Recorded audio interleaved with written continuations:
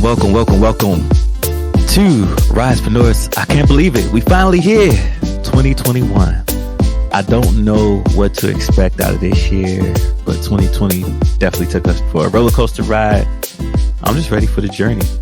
I'm not sure what it'll bring us, but hopefully you get some sense of connection throughout this year. This is the first episode. So in this episode, you guys get to meet somebody who's now a dear friend and business partner of mine, Adesola. And Shola, she's amazing. I think I first met her when I was at Startup Weekend a few years ago through another good friend of mine, Luis Martinez from We The Plug. Had an instant kinfolk connection with her, and several months later got a chance to do some work together. Adesola Akindele is a 20-year international serial entrepreneur and a novice angel investor who believes that entrepreneurship is the key to economic prosperity, especially for those underestimated and underrepresented economic groups. As an economist, she was never shy of looking ahead at the bigger picture, examining key metrics that differentiate success and failure in business ownership and leadership. This woman, she's on a mission to help Black and African founders learn how to face their internal and external struggles to overcome the emotional plus social economic barriers that hinder economic success, equity, and ownership. She is also keen on Pan-African collaboration to foster the exchange of skills, ideas, and solutions.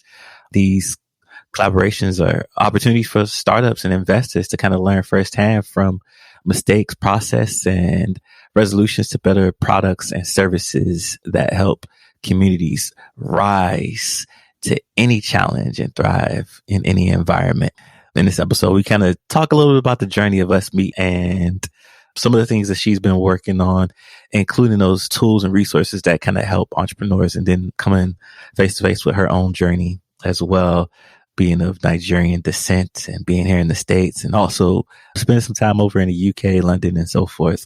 So I hope you enjoy this episode. And for all my Nigerians out there that's listening, there's a certain part of the episode, I know you guys are going to catch it. And please, I beg of you, don't shade me. Or my American side of my brain just wasn't, it was pronouncing the name phonetically. So I say Adesola instead of Adeshola. So please, let this one slide. Don't come for me, okay? But I get it right eventually. Thank you to my girl Shola for she let it be known too. I was about to lose my Nigerian card there. So hope you enjoy this episode because I really enjoyed talking to her. Also, she is going to be joining me on several episodes as a co-host from time to time now that we are in business together. So you'll get this will be the first or last time you hear from her. So without further ado, Adesola. And we got a special guest in the building today. I call her Sola. Is it okay if we just call you Sola? We could give him the whole name. Adesola Akindele. Hey. Sola actually, but anyhow you pronounce it is fine by me. But I'm very sure your family will not be happy. Yeah. We will. Just don't call us late for dinner, right? But man, you know what? I'm up here thinking the first time I met you or I got introduced to you, I think it was Luis that introduced you to me. Yeah. Is that correct? When did we first meet? I think it was Christiana. We had been chatting via email with regards to speaking engagements. You were kind of guiding me. Gotcha. And you connected me to Tanya Hertz, really lovely lady. At SDSU and San Diego Miramar. And yes. Then, we first met actually months after we had, connected. And that was at the Blue Heart Foundation pitch event with the young boys. And then I met Jasmine again because I'd met her before at a We The Plug event. So, yeah. But and then you was teasing me about my speaking setup. I wasn't teasing. I was actually impressed because I was like, oh, wow, he's prepared. And because remember I told you we only turned up with our, flash drive. And I was like, wait, are we missing something here? This guy has everything all together. You're like, I'm a professional. I'm like, I like that, and then you're wearing a dashiki, which actually struck me as well. So I was like, and then I finally got to know that, wait, you're actually connected to Nigeria and everything. You're brought up by Nigeria. And I'm like, oh my gosh, that's just you just became my brother. Like, anyway, you were already cool already, but like that moment, you became like my brother immediately. I appreciate that. I appreciate that. Now, one thing that I'm always impressed about you is just your ability to diversify your portfolios, your hustle mode, everything that you just got going on. So for the people who are just now getting acquainted, tell us a little bit about who you are and what you're currently doing, what you're working on. Who is Sola? I'm just, this quirky nerd that's like an advocate. I'm an advocate for entrepreneurship, Terrell. You know that. I mean, when you met me, was that I was looking at venturing into teaching or being a guest lecturer at speaker at universities. And I had a book, I wanted to make sure I was able to activate it properly, make it required reading in some educational institutions. And besides that, I'm also an economist. So whenever you see that I have this whole macro way of thinking, is because that's actually my academic training. And, I'm a mom, I'm a Nigerian, I'm a British girl as well.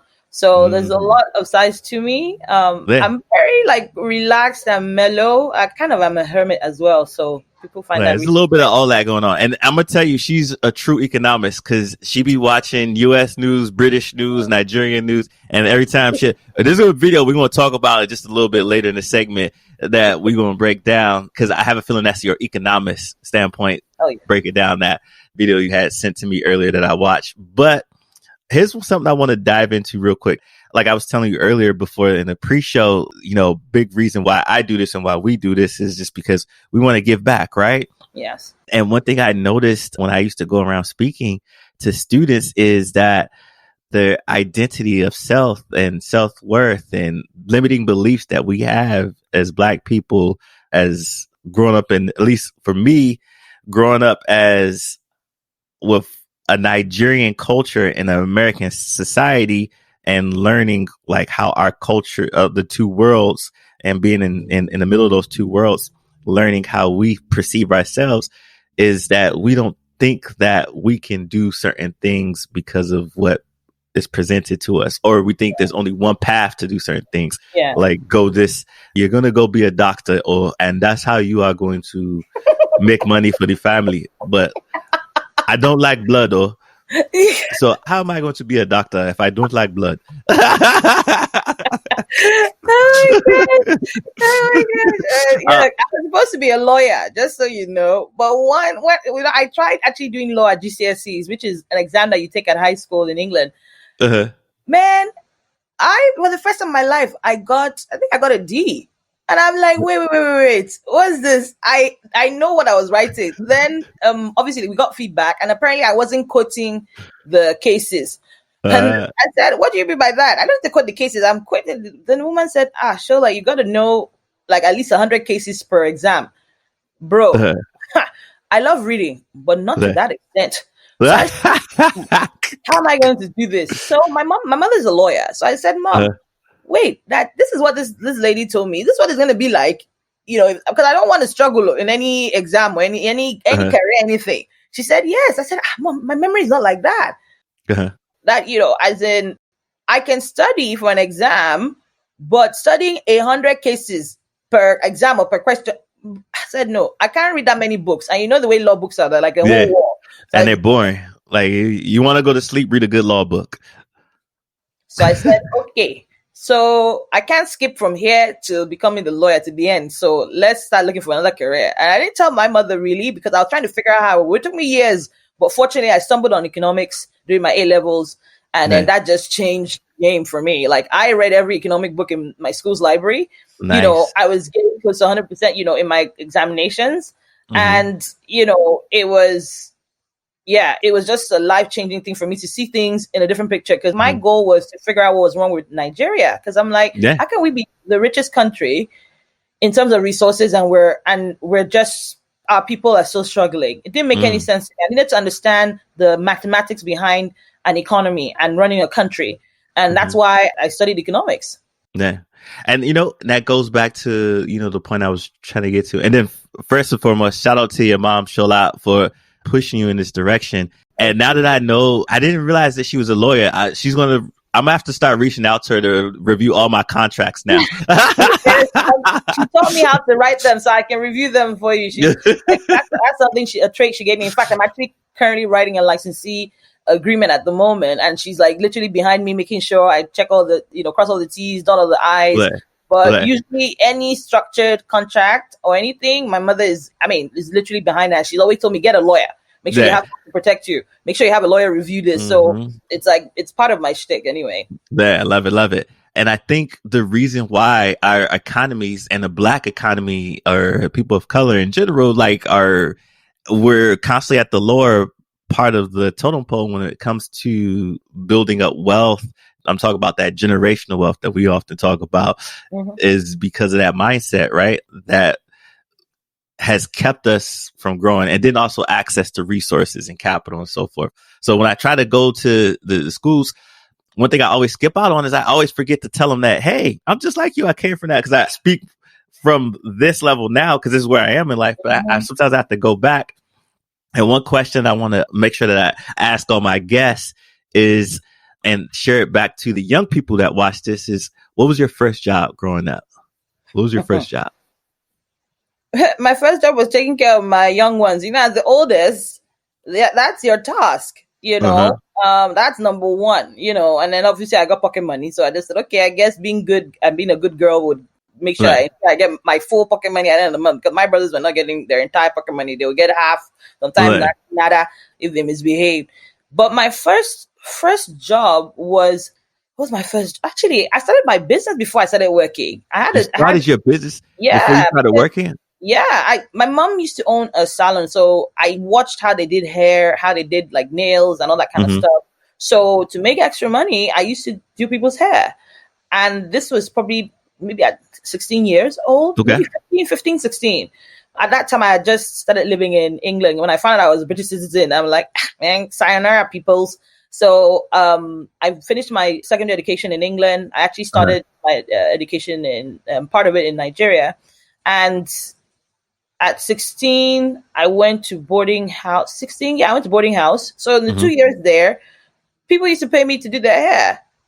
And then, because we're Black students at the boarding house, it was Kent College, deep in the middle of, in the heart of the garden country, as they call it, garden state of England.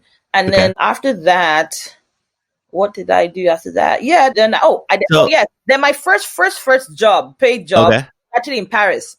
So I did a gap year in England. You're encouraged to take a gap year after your A-levels. So A-levels is like 2 years after high school that you can do A-levels, B-Tech, the different forms of qualifications you can get. I went and foundation, which is 1 year that leads you straight to university. So I did 2 years A-level. And after that, and A-levels is, they say, is like as hard as university. It's like prepping you for that thing. In fact, because I did A-levels economics, first year economics was really relevant to me. It was the same stuff. That's how tough it is. And then I went to Paris to learn French.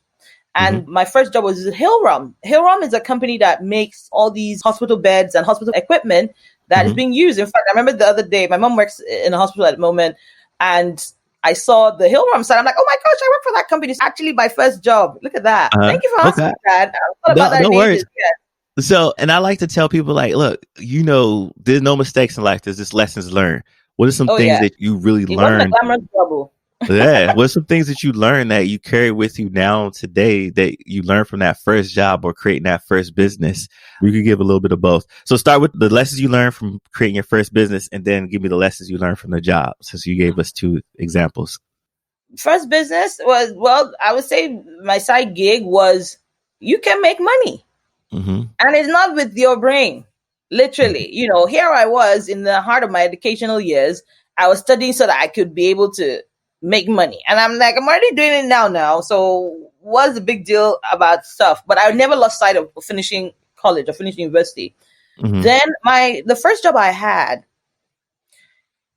I wish I had actually absorbed the lesson of that, because if I had done so, a lot of things that I'd gone through or mistakes I had made, I wouldn't have, which was, you got to pay the bills. A job, a brainless job, will cover the bills to allow you it covers what you need to do, so you can do what you want to do. That's something I didn't take that lesson with me. I mean, the job was basically, there were moving offices, And the host family I was living in, the woman noticed that, I wasn't doing much. And I said, oh, that's because I didn't have that much cash with me. So I always make sure that I only stayed around the school that I was in terms of the activities, because that was paid for, right? My mother had paid for that. Mm-hmm. And then they take on excursion and stuff. She's like, no, you need to have, your own cash and stuff like that. So she organized it. She got me a job in her workplace. And what was I doing? I was packing their stuff so they could move. So I helped them pack their office to move. And it was quite a lot of money. I used to get like 1,000 something euros a month for that. And I'm like, what? It was a brainless job. It didn't require me to use my mind or think or anything. And I was doing my stuff away from everybody. So it didn't, but I got paid. And I was able to do a lot of stuff with that. I was able to do more fun stuff in Paris, hang out with my friends more and things like that. So, yeah, I wish I had taken that lesson with me. I didn't, Terrell. And I'm not going to say I regretted it because I learned the hard way, but I still learned. But now I can teach people now that, okay, yes, I know you want to start a business, but who's going to be covering your bills? In between, you need like a good 6 months to 1 year. And then once a company can afford to pay you a salary, then you can literally, just shuffle. Yeah. And I think you kind of use that mindset now in all the business ventures that you have right now. Yeah. So tell me a little bit about the business ventures you have now, because I know you got a lot going on. Sometimes I can't even keep up with you. Okay, so that's for this. I'm a creative mind, yeah, and I'm Gemini as well. So my brain needs to keep working all the time, or just like I always say, idle mind, devil's workshop. So yeah. But fortunately for me, I've found like a way of handling myself to manage my projects and companies. Key thing with business is time management and finding the right people to work with. Before I would be doing different things and it would just be me heading and leading everything. No, it doesn't work that way anymore. So let me start by telling you like the businesses I'm in, and then I'll tell you like my positions in all of them. So Chocolate and Cinnamon is a beauty company. That's actually a family business, basically, like how people have a farm or they have some kind of property or something. During my millionaire journey, it occurred to me that I have to have a for-profit brand company. And that was it, something I could sell e-commerce online. And I looked for what I felt like everyone in my family was into, and it was beauty. If it was anything we talked about that was a common point, it was either food or beauty. Now, I ain't going to just start cooking anything. There are too many regulations there. So we're going to go into beauty because I wanted something that we could all do together. And then that's how that company was formed. It was also a gift to my mom to retire.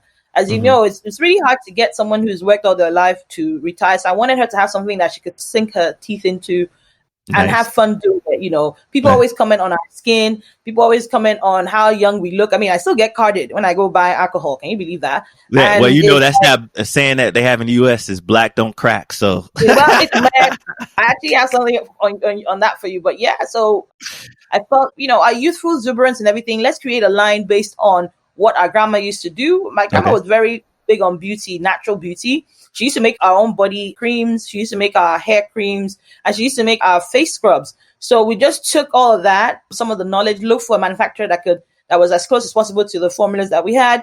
And then, we started the brand called Chocolate and Cinnamon. We actually just got nominated for a couple of awards, and we're finalists for one. Yeah, the Black Beauty and Fashion Awards in England, which is really, really awesome. You go, girl. You go. Yeah.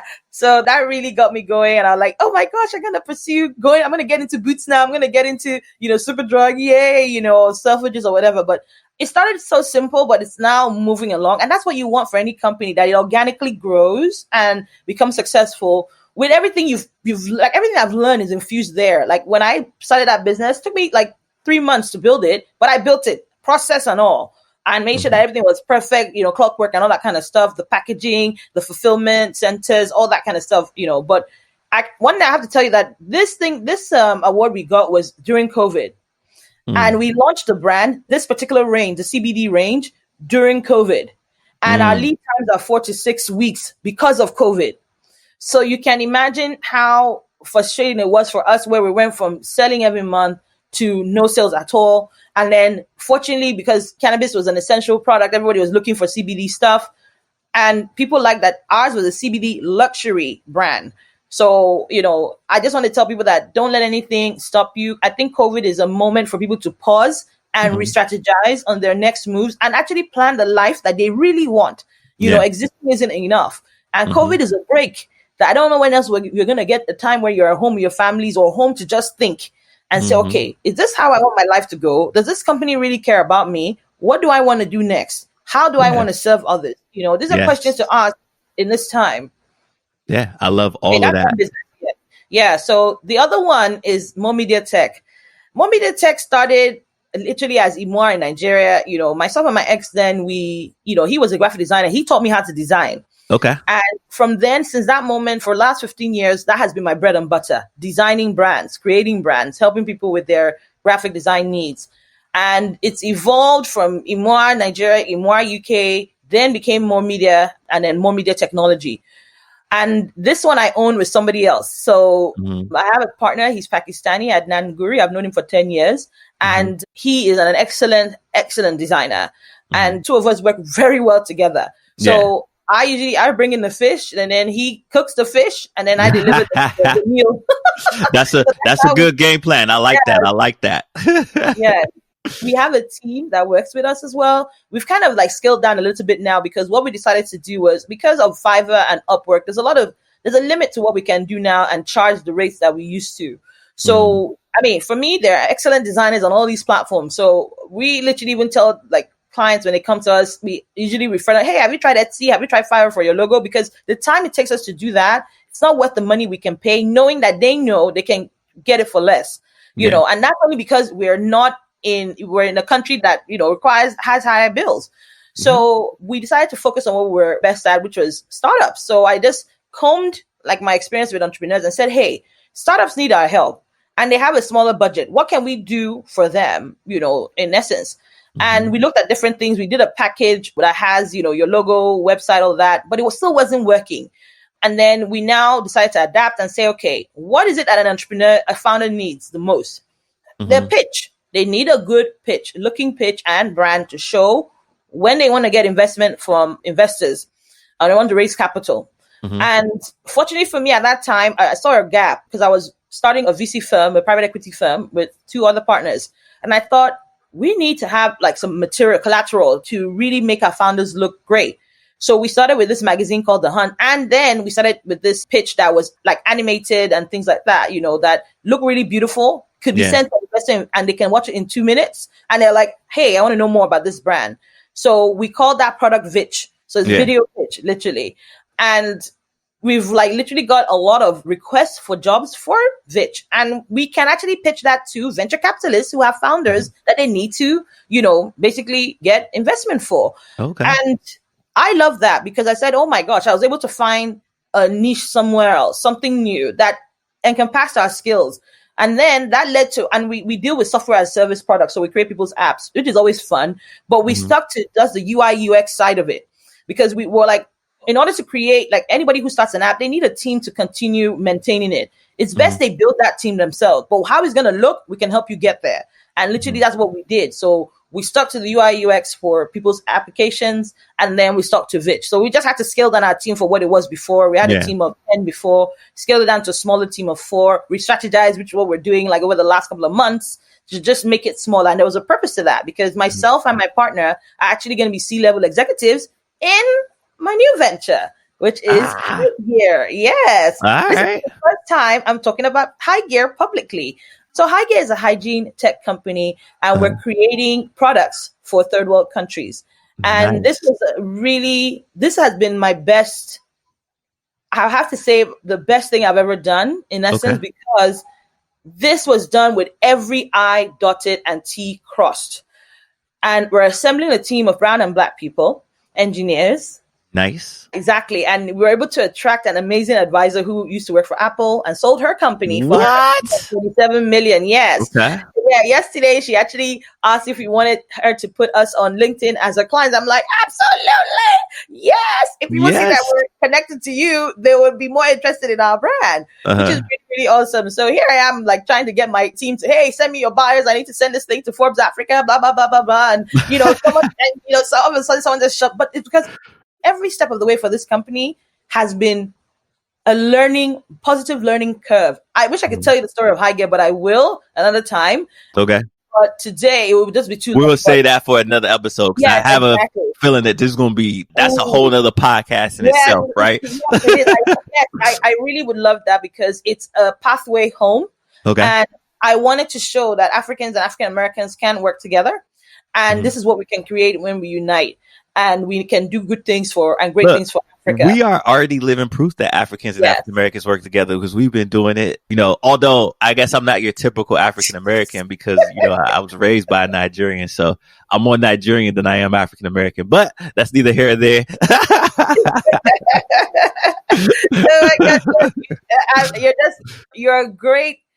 You're like a poster boy. Right. And I wish I had known you earlier because you had some stories about how you were not accepted by either side. I'm not that kind of person. I'm like a chameleon, man. Right. And just hear that, hey, you have a Nigerian name. That's like, I'm going to be like your best friend because it's something that in my years of being, back and forth here in the US, it's something I've noticed that we need to do, and more people like you coming out are the people that we need. So I'm really honored to know you. I get very happy when I talk to you because it's like, both sides. You can show me, okay, this is what's going on this side. And then as Nigerian, you know exactly how to react. So you'll be like, okay, you already know how to package something for me to like, not like freak out. And that's something I like, that you take consideration of both cultures. People don't understand that. That's the whole thing about diversity. You're getting two sides. You're getting 2 points of view to make something better. Yeah. And, two heads are better than one. There's so many sayings about things like that, Absolutely. Problem shared is a problem solved. And I'm like, why are people not seeing that? That, the reason why you're stuck is because you're not learning something from somebody else. Why ethnic communities doing better in relation to those that are not? Yeah. Is because they have a system in place that they work as a unit, as a community. And that's why they succeed more than others. Before I jump to something else, I need to just let everybody know there's this last company, Sheba Venture Partners. We started initially wanting to be a VC firm. And after tons of pitching and just realizing that more or less people were probably laughing at us when we closed the door, we decided to switch to what we call a venture studio model. And the venture studio model means we are founding investors. So we actually co-run the company and start with the founder for about 2 years. So we're like co-CEO kind of thing. This allows the founder to gain confidence while working beside us. So like an apprenticeship system. And it also allows them to feel like they have support, which a lot of founders do not have, especially founders of color. They need that because already their family's already saying, just go get a job. That's literally, I went through that. But hey, once you know that there are people who believe in your vision and they know that you're not crazy and they're there to support you and fight for you and advocate for you, that's what we're offering now because I think that's what our community needs. So yes, that's all of it in a nutshell. As she said, that's all of it in a nutshell. Like that, if that's not enough, right? And I love how everything that you're doing, people don't realize there's an economic focus to it as it's building up the economy. Literally our black and brown economy that's kind of been either overlooked, undervalued, underappreciated, whatever you want to, however you want to slice it and dice it. And I love how you're still, even in that, you're diversity focused because you're bringing a diversity of thought to the table, right? There's a diversity of different black and brown cultures, way of seeing the world from your travels. And then also us working together, we've had plenty of conversations about that. And diversity is really key because I've seen it myself when Google reached out to me probably 2 years ago to do Startup Weekend and help promote it in our black and brown communities. Me and my team, that one Startup Weekend, we were a very diverse group of individuals. We challenged each other. It was challenging. By the end of the day, we learned some valuable lessons. One is that everything that we argued about that we came to a solution with is what the same thing that these VC folks was grilling us on. What did you think about this? And yes, we actually did because we argued over it and there's the solution to that, right? So I saw in real life how diversity really helps. What I want to jump into now is me seeing the difference, in different cultures and then coming here to America. It's something that you gave me a video on. And I wanted to touch on that topic briefly here, which is something that's both endeared to our heart. There was a video you sent me about just highlighting the most educated groups here in America, the high earning groups, right? And how there's a policy in play right now. I'm not sure if it's with Trump or with the powers to be to kind of keep certain individuals out of the U.S. or from these high earning classes, and one of them were Nigerians. Why do you think Nigerians are on that class of people who are high earners that are also being discriminated against of trying to be kept out of certain spaces and places? So the easiest way I can put this is to just give you like a brief scenario of my upbringing. Okay. Yeah. So in Nigeria, when you're in school around friends, it's a competitive spirit like no other, not like someone who's into sports, because that's usually what people hope to build in you when they put you into sports, that you're competitive. When you're competitive, you're always aiming for the best. That's literally it. Our life from day one is literally that. You know, everyone is aiming for that A. In your class, everybody's aiming to be the top of the class. Everyone. Everybody is aiming to be the last at the line when we're doing inter-house sports. I mean, the first at the line, excuse me. Everybody is aiming to be like teacher's pet. Everybody is aiming for the highest point. And this is from the moment we start school. I told someone that, look, I finished elementary school at 8 turning 9 that year. I turned 9, like, because it was June. My birthday is in June, which is at the end of, close to the end of the year. So I was 8 and I turned 9 right as I finished elementary. I had to stay home for a few months because no school would take me. I had skipped school 7 years because I was smart. So it's like, that is the standard. That is normal to be aiming to be the best that you can possibly be. Yeah. You're not going to go home and tell your parents you got like a C or something. I ask you, okay, does the person who got an A, do they have 2 brains? And you're like, absolutely no. Okay. Do they have 10, like 100 hands? No. So they look like you. So what is wrong with you? So they challenge you. Your parents challenge you. Your family challenges you. So ask yourself, why didn't you get that A at an early stage? Yeah. From day one. They still allow you to be a child. You're still not allowed in parents' circles or something. Well, good luck to you trying to talk when parents are talking or adults are talking. Good luck. I will knock your head, though. Yes. You are talking while I'm talking. I will.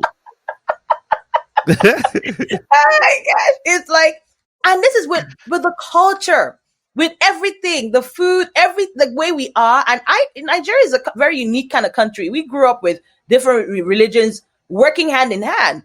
So there's certain things that when I travel to the West and see it bothers people, I'm like, okay, well, I grew up with that. There's nothing wrong there. That means that individual has an issue. It's not everybody in that group.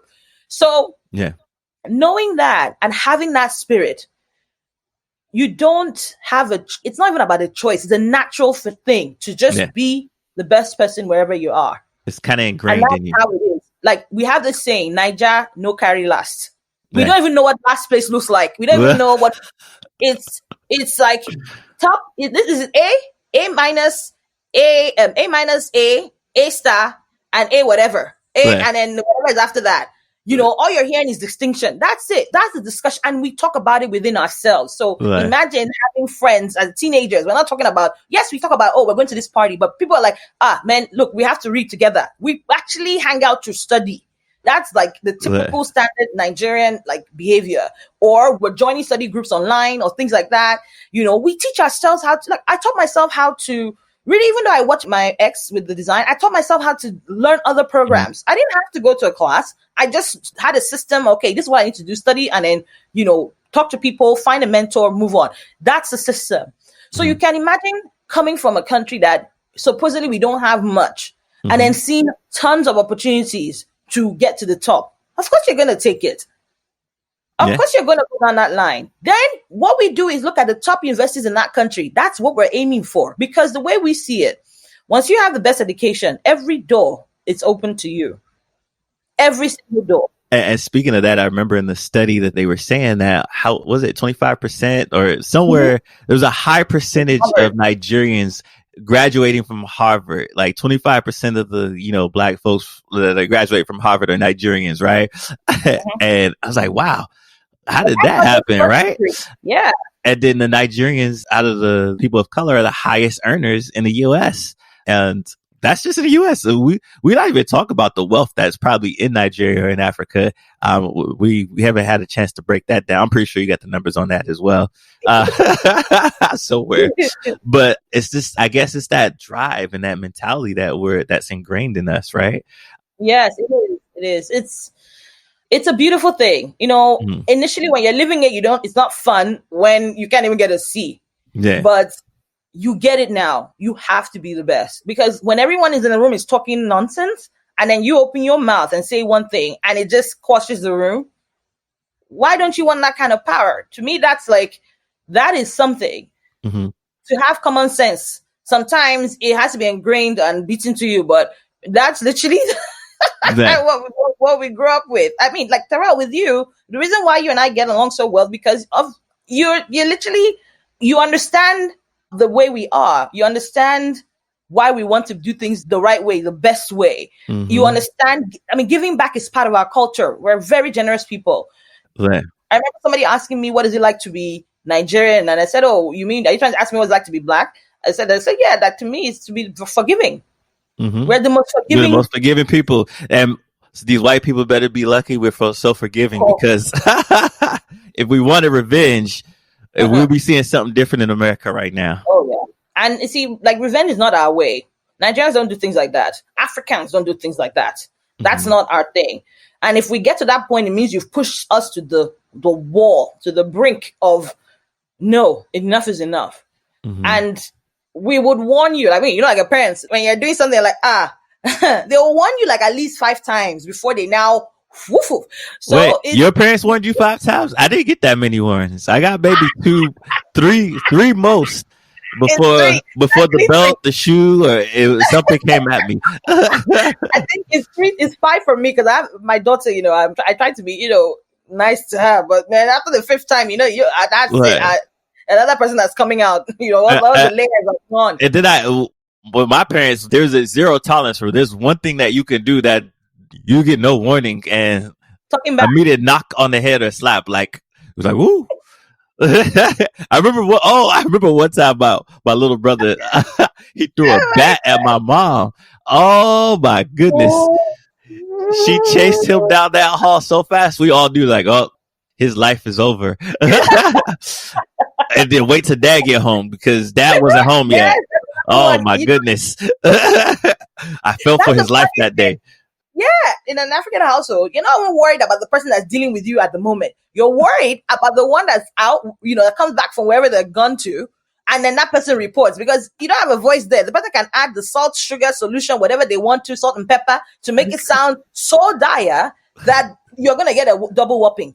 So it's like, okay, look, being an African household, you just don't try certain things. So innately, the reason why you notice that a lot of Africans literally follow the law is because there's just no point. You've already seen, like, the worst. Your person that brought into this world can take you out. So you've already seen that, like, you naturally just don't feel like doing stupid things that are going to lead you down the wrong path, and most of the kids that are like that are kids that they didn't really get to have a firm hand, when they were growing up. They, they just, like, someone slacked along the way, raising them. I mean, there's some parents who really try, and some kids are really challenging.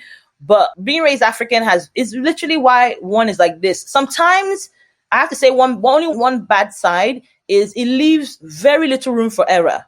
Yeah. It leaves very little room for you to fail. In fact, when an African fails at something, they don't know how to process it or handle it, because they're not even allowed to have that kind of, they're not even allowed to experience that. And that's one thing I learned as an entrepreneur. Being an entrepreneur gave me that side of experience that I needed to be where I am today. I needed to experience failure, because once I experienced the worst thing that could possibly happen, I'm not afraid of much anymore, you know.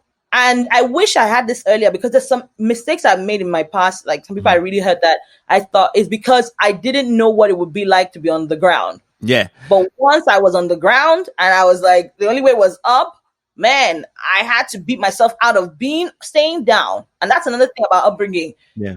It's like they tell you to just shake it off and move. So the same thing you learn as an entrepreneur, to be very quick in bouncing back from failure. We have that in our culture, but it's just, they don't even allow you to get there to practice. Yeah. which is the only I thing would say failure is necessary and sometimes yes, it key, is. especially when you talk about entrepreneurship, business, and just life in general. So like I tell people fail faster, Mm-hmm. fail sooner so that you get to the lesson. The key is you want to, from every failure or mistake, you want to get the lesson out of it or try to figure out where the lesson is in it. You know, some lessons are harder to learn than others, but Yeah. that's why you want to really get to it. So, you know, I can't have an economist on and not ask something about the economy, right? In the state that you see Nigeria in today, and or just for blacks in general, blacks here in the US, Africans, or I'll say Africans living in the US, Africans living over in Africa. What would you say when you look at the economy? What do we need to do to, because everybody's surviving right now, I feel like. What do we need to do to thrive in this new I economy? love that. What do we need to do to thrive? So I think this problem is something that's going on across all fronts, across globally. We have a generation that are not passing the baton. And that is a massive problem anywhere. When you have a situation where the younger ones are not even having a good quality of life as your grandparents did, then you know something is wrong. Then you know that your mindset hasn't evolved. And it's not the mindset of the people that have an opportunity, the strength, the innovative mind and ideas to move a country forward or an economy forward. It's the people who are still there, I don't want to let it go. Mm. And that is the biggest problem we have. And in Nigeria, one thing, when I studied economics, one thing that we could not put a number on was the black economy in sense corruption. Mm-hmm. You can't put a coefficient or anything on it. So you can't calculate anything properly. And the way it works in the federal state, especially in Nigeria, once a new regime comes in, whatever the old regime did, they can literally wipe off and start again. So you can start making momentum over 4 years. And if a new president comes in, that's it. You start again. So the way I see it is that there's a space you can operate that does not evolve government, does not evolve politics or any of those mannerisms that be. It's technology, which is why I'm a massive advocate for it. Because right now, during COVID, what if we didn't have Zoom or Skype? How would we be operating? So all the things that certain age group did not like in the first place to even interact with, they are forced to do so now. Mm-hmm. So for me, I think the way forward for your economy, if it's really struggling, is to look at how tech can help it out of it. Another thing as well is that globally, we are all bowing down to one currency. Mm-hmm. And literally is a situation where what you spend is supposedly controlled. If people don't understand money, what you spend is controlled. Their access to the global currency is controlled. They can trace everywhere it goes and where it's being spent, including your resources. For me, the biggest point is the fact that Nigeria is very rich in resources and we still have people living below the poverty line, global poverty line. But another thing, $1 in Nigeria is worth a lot. So you have to strike some kind of balance. We have enough within our confines of our country to survive on our own. If we decide we don't want to import, we don't have to.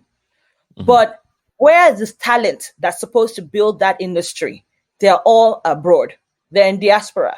That is another thing. If your country keeps on losing talent, you as a government need to ask yourself, you could be richer if you empower your own people. Just to give you a good picture. So the head of the African Development Bank, he posted a video recently celebrating, I think it was, we're close to our celebration, I don't know, 100 years or something. And what he said struck a note for me. He said that we earned 43 billion, I can't remember if it was dollars or naira, from oil revenue, crude oil. Do you know how much Nigerians in diaspora pushed back into Nigeria? Half of that, 22 billion. That is the economic power of us outside that country. Can you imagine? That is just Nigerians, though. Can you imagine if our brothers and sisters that were taken from us hundreds of years ago decide to go back to Africa? Yeah, that's deep right there. We're not even going to talk about the money that they probably can't count, like all the susus and all the other things that get those individuals over here to lift and build them up, right? Mm. But yeah, that was pretty deep. So I want to leave something tangible for the listeners. Mm. So let's say I'm listening to this podcast today. I'm in Nigeria, or I'm in my car in the US. I'm a person of color, and I'm trying to figure things out. I'm at my dead end job. I don't like it, but I need to rebuild. I'm just now about to graduate high school. Don't know what I'm about to do with my life. Or I'm in college, but I know this ain't the right thing for me. And I want to build something for myself, right? And I want that something to be something meaningful. Like, what would be your biggest words of advice to them and next steps? So I have 3 things. Okay. My book centers on self-awareness and emotional intelligence for entrepreneurs. Okay. Speak on it. Yeah. So you need to know who you are. You need to know yourself. You need to become self-aware. If you're not self-aware, you can't succeed. You can never, number one, identify your purpose. And then you can never figure out how to achieve it no matter what happens to you. Some people give up. I'm not one of those people. Mm-hmm. You know, I didn't give up. That's why I ended up on the ground, because I refused to accept that my business was failing. And I kept on going despite that. And then I ended up on the ground. Like, that was it. I had to get to the ground to say, okay, stop. Mm-hmm. Right. And still yet, most people will not touch entrepreneurship again after what I went through. Mm-hmm. But guess what? I did that. I'm now anchored in 3 to 4 businesses. Mm-hmm. So become self-aware. That's the first thing you must do. Mm-hmm. Another thing to do that I've learned is remember that, and this has to do with forgiveness. Yeah. Okay. You need to learn how to forgive and stop blaming others for where you are at in life, no matter who you feel is responsible, because that becomes a crutch that you're relying on and using to say, oh, the reason why you're not doing something because somebody did something to you or because something happened to you. I suffer from depression from age 7. You wouldn't know it when you meet me, because I decided to beat it, because I decided to ask myself and go deep within myself and say, why is this thing happening? What is the trauma that led to this starting? Yeah. And I faced it. It wasn't easy, but I did. Then I realized that I've been making this an excuse for so long, this thing that supposedly caused my depression, when the thing that supposedly caused my depression is busy out there living their own life, doing what they want to do. Mm-hmm. Do you see what I'm saying? I see. You need to forgive, not just the person. Forgiveness is for the person that was oppressed. It has nothing to do with the oppressor. Mm-hmm. Which is why people like myself, my community around the world, succeed today, because we decide to forgive. We have no choice, because if we let that anger, hatred, or pain eat us up, we will be nothing. Yeah. This is why I love Pan-Africans. Mm-hmm. Because that's all we do every day, every moment, every time you experience something, some kind of hatred, you automatically let it go right there. Because if you let it eat you up, you become what you hate. Yeah. So forgiveness is very important, and forgiving yourself. See, the mistake I made was when I failed, I didn't forgive myself. When I made errors that I shouldn't have. I remember there was something that happened in our family where I made a poor judgment on an investment and we lost a lot of money. I didn't forgive myself for a long time. It carried on, but I remember it was about 3 years ago that I finally did. Yeah. Because I said, if I keep on looking back at that moment, I cannot move forward. And that's what happens when you hold on to trauma. You can't move forward. Even when you do, something will happen that will lead you back to that moment again. So you need to work hard at things like that. Trauma is real. Look for help. Seek help. I had to find help. I had to find help that encompassed spiritual, mental, psychological, emotional. And I found that in the life coach I got 3 years ago. And, she'd help me let things go. Then let go. If something is holding you back, it's you. It's nobody else. Yeah. You have to make that decision for yourself. And you will see the moment you do, everything, opportunities start opening towards that path. The reason you can't see that direction that you want to go, because you are stopping yourself. And that's something I realized. I remember I had a conversation with my brother and he was going, I said, look, you need to stop blaming the government for stuff. Come on, man. Now, what do you mean? How does the government got to do with what you're eating right now? Absolutely nothing. If you know you want to drive a Tesla, I go and see, okay, Tesla costs this much money. What am I going to do with my skill set that I'm going to earn the money to get me that Tesla? That's the way I think. I think this is what I need to do, and I work backwards, solution-led.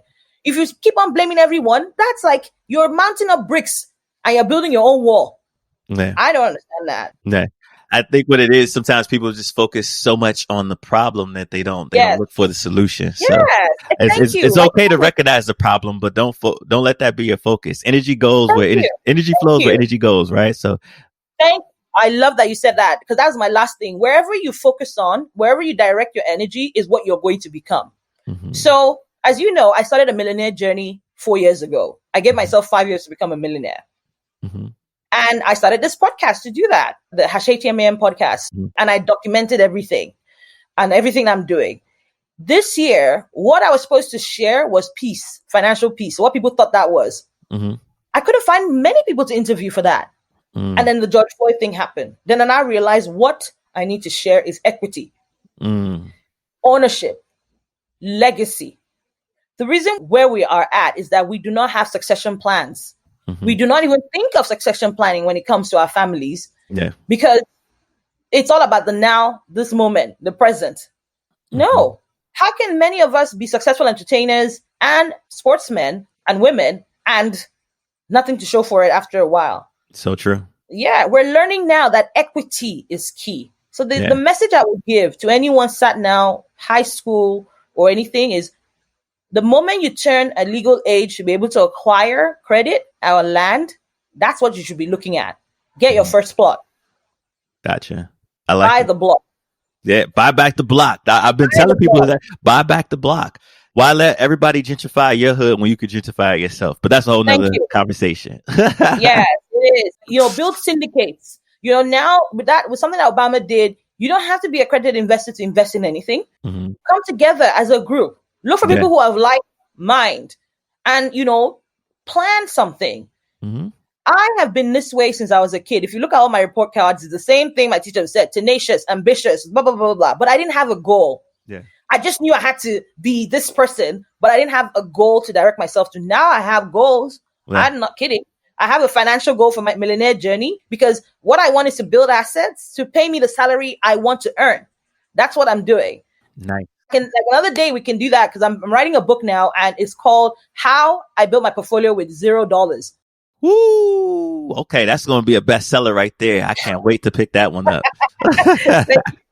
Yes, and that's something that Black people need to realize, that they are assets. Mm-hmm. You are an asset. You, the person. Yeah. How are you going to milk yourself so that you can start making money and seeing the money? Yeah. Especially in this new age. Even if you're working for an employer, you are an asset. You are a brand, and that employer is choosing to hire your brand to be a part of their brand so that they can benefit off of your asset and your brand. So keep that in mind. Anything that you do, make sure that it aligns in your brand. Yeah. And make sure you're building your brand. Yes, make sure you are. Oh, sorry, I just want to leave with one thing. My biggest lesson as an entrepreneur, I learned that what I should have done, thank you, Terrell, is in my 20s, I should have planned very well for 10 years to work so that I could do what I wanted to do in my 30s. And that is possible. Your best age. I mean, they pick accountants, like people in finance, right from school, because that's when your brain is so fresh. Yeah. Mm-hmm. So give yourself 10 years. Mm-hmm. If you really, really, because a 9 to 5 can't, unless you get to a C-level position, executive position. And the fastest way to do that is in your own company. Mm-hmm. So give yourself 10 years, choose a career that's going to get you to a monetary place in 10 years. Mm-hmm. Set up everything, your 401k, your retirement plan, from the moment you start working. Imagine if I had done that at the point I started making money. Mm. Do all that in that first 10 years, hard grinding, rise to the top. Mm-hmm. Now, if you see that someone is still blocking your way, that is the moment to create a company or a space, take advantage of the market so that you lead from that moment on. I always tell people that once you own a company, nobody's checking on what degrees you have. Yeah. All they see is CEO. Yeah. But when you work, you learn the processes. That's a mistake I made. See, I didn't do that. So I made a lot of errors in my business because of lack of knowledge of process and how things work in a company operations. Yeah. So now I'm very anal about any company I have and ensuring that there's a process in place. Like, okay, this is what we're doing to get to here. This is the sales plan. This is the sales goal. This is what marketing has to do to help us achieve this. You need to learn that in an organization. that already exists. So just bury your head and do that. I became an entrepreneur right from get-go, and it's maybe the mentor I am today, because I made a lot of mistakes, so I can literally see when one is coming and then say, okay, we need to pull back and do this, X, Y, Z, blah, blah, blah. I'm good at fixing things. Yeah. But for the next generation, you can skip all my 20 years of errors by working somewhere for 10 years, getting to the highest point you can, and then starting your own thing. And buy plots in between the 10 years, because your salary that's what a job does. It gives you the credit to do things. And that's something I didn't have. So you can imagine the kind of credit I had to build as a business to be able to even do some of the things I'm doing now. That's so easy when you're working. When they see that there's a salary coming in, you don't have to worry about money or putting food on the table. Absolutely. So important, if you can get that done, you would have, the world would change. The way we do things would change. So working till you die. No. No, that's not living life. That's not thriving. Yeah. So that's right. I love every single one of that. And I'm sad that this is coming to an end, because I'm pretty sure we could go on for hours, but we got to stop somewhere, right? Now, so tell the people, because you gave us a lot to chew on. Where can they find you? Where can they find your journey, your podcast, connect with you business wise? Give them all that information. Okay, so everything about me you can find on www.adesolaakindele.com/connect. And I'm sure that Terrell will leave that in the bio, because some of you can't spell that or pronounce it. So, you can find me on LinkedIn. Just look for Adesola Akindele on LinkedIn. You can find me there. Reach out to me. Just tell me that you heard me on this podcast, and I'll know what direction you're coming from. And and on Twitter as well. You can follow me. I could do better on Twitter. I will if you follow me, but you can usually see my thoughts if I reshare something or what direction I'm going. I tend to stick to where I'm at when it comes to what I do on social media, but you can get a lot of motivational and inspirational stuff from me on LinkedIn and Twitter and Instagram as well. So just look for Adesola Akindele. And don't worry, this is not going to be your last time seeing her. We're going to be doing some collaborations with her, because she's got some really good content on entrepreneurship. And I'm gonna put that stuff in the link, and we're gonna bring her back so we can get you that bio book, or is it be a book? What is it called? Bio book. But that's a teaser right there. We're gonna tell you what that is, but it's coming soon.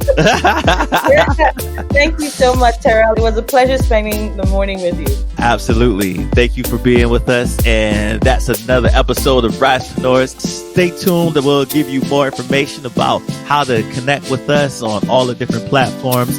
I'm Terrell Simmons. Welcome to RiseUrbanNation.